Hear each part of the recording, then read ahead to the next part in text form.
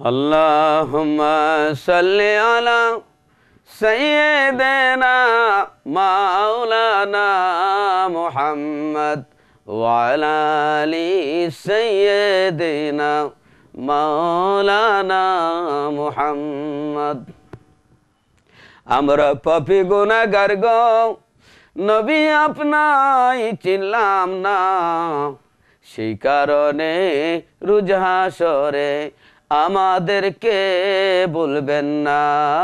আল্লাহুম্মা সাল্লি আলা সাইয়্যিদিনা মাওলানা মুহাম্মদ ওয়া আলা আলি সাইয়্যিদিনা মাওলানা মুহাম্মদ সাল্লাল্লাহু আলাইহি ওয়াসাল্লাম।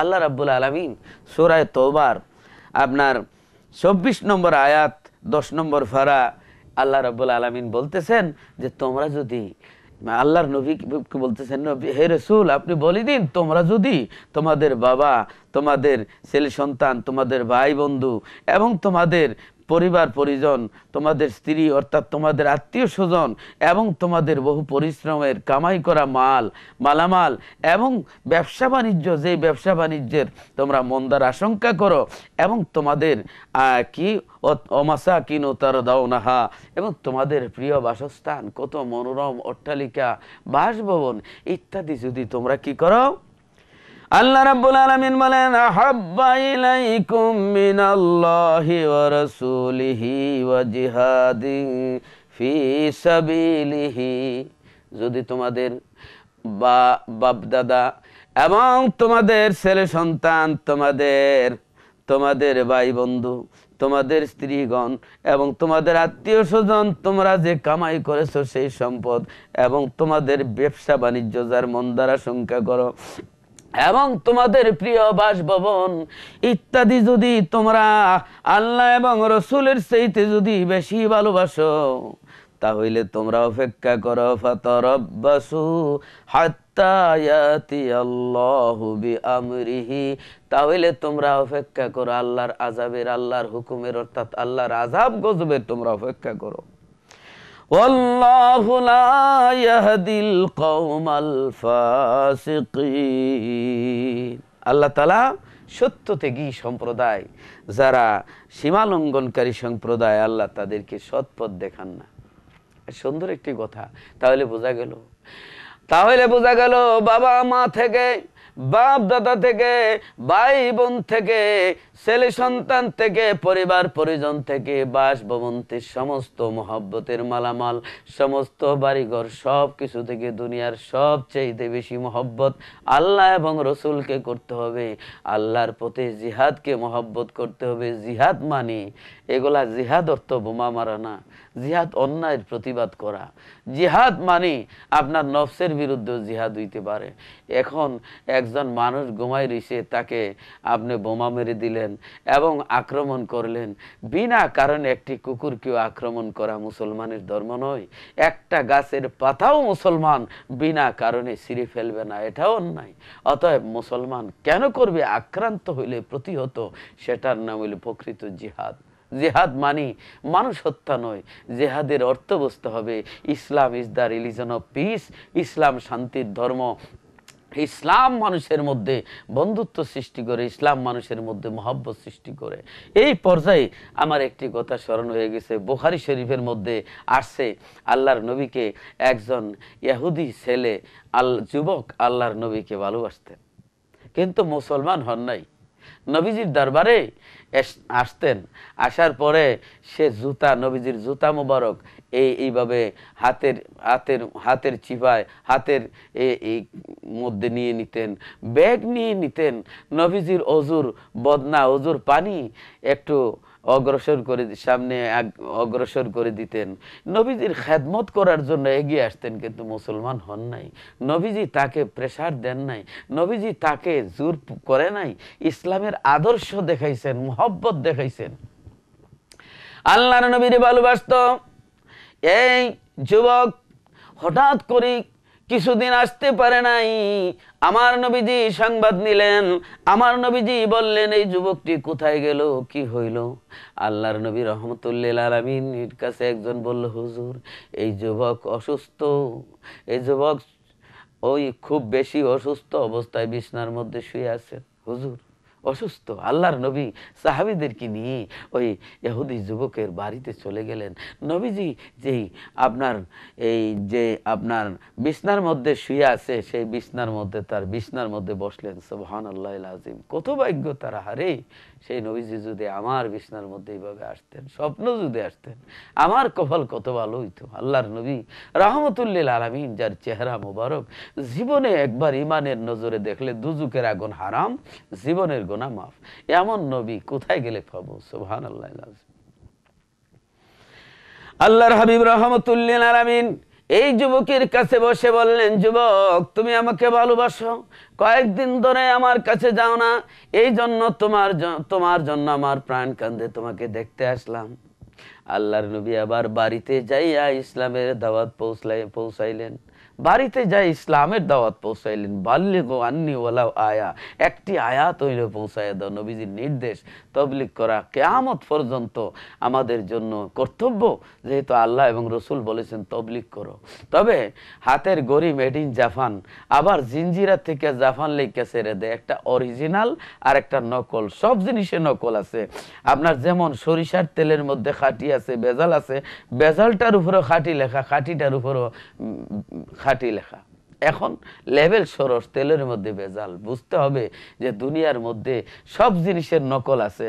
আল্লাহরেও মানুষের নকল করতে চাইছে, ৩৩ কোটি দেবতার পূজা করে।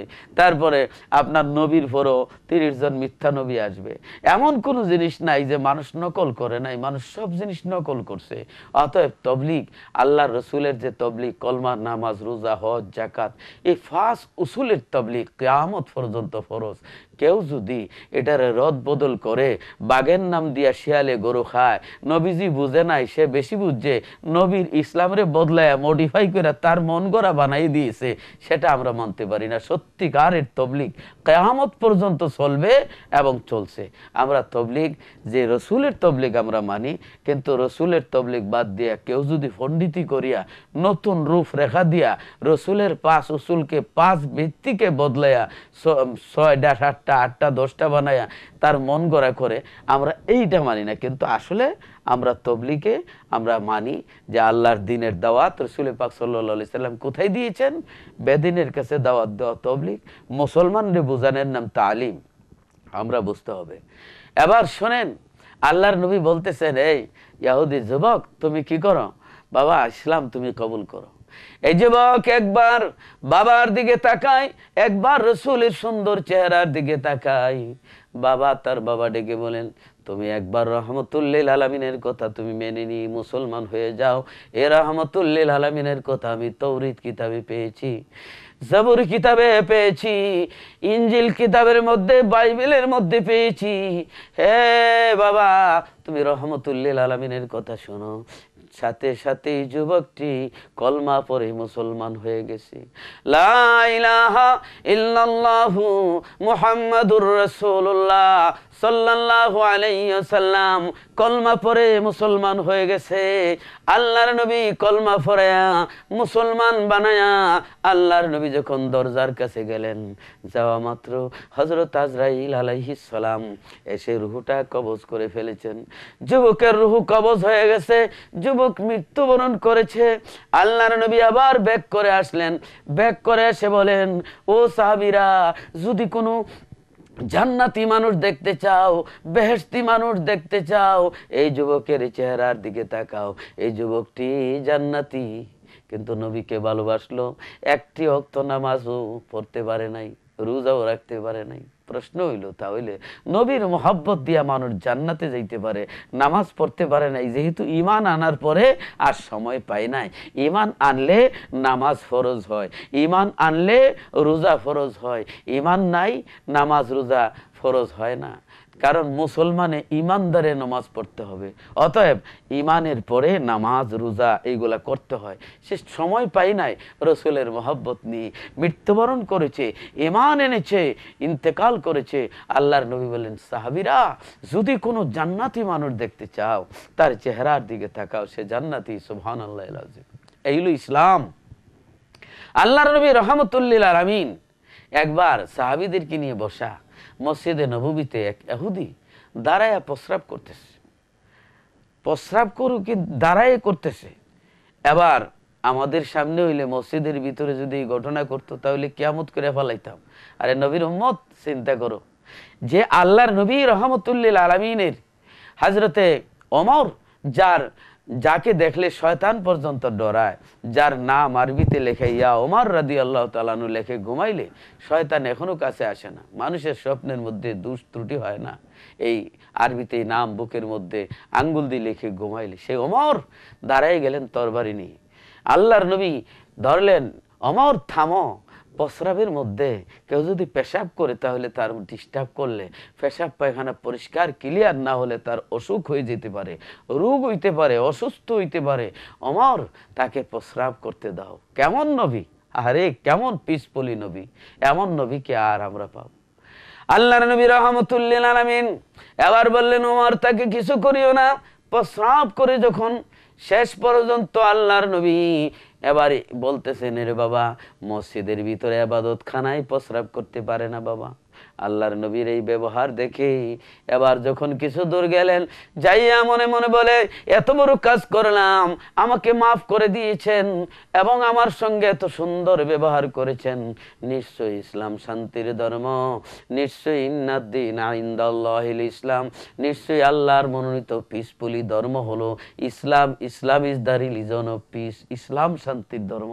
নবীর আদর্শ দেখে, নবীর ব্যবহার দেখে, নবীর ব্যবহার দেখে এই মানুষটা ব্যাক করে মুসলমান হয়ে গেল। সুবহানাল্লাহিল আযীম। আল্লাহু আকবার। নবীজির আদর্শ এইভাবে, আল্লাহর নবী এইভাবে মানুষকে ইসলামের কথা বলেছেন। এইগুলো হলো প্রকৃত জিহাদ। আমরা যে জিহাদ বর্তমানে শুরু হয়েছে, মুসলমানরে কলঙ্কিত করার জিহাদ, যেটা ইসলামের নামে মানুষ হত্যা করা, মানুষ খুন করা, ইসলামের নামে মানুষকে কষ্ট দেওয়া, সেটা মোটেও সত্যিকারের সঠিকভাবে তাদের মত পরিচালিত হচ্ছে না। ইসলাম শান্তির ধর্ম। এই শান্তিতে আমরা ইসলাম প্রচার করব, নবীর মহব্বত নিয়ে আল্লাহর ইবাদত করব। প্রিয় ভাই বোনেরা, একটু পরে আমি আবার ওই কথাগুলি বলছি, কারণ বিরতিতে একটু যেতেই হয়, এই জন্য আপনারা আমার সঙ্গেই থাকবেন।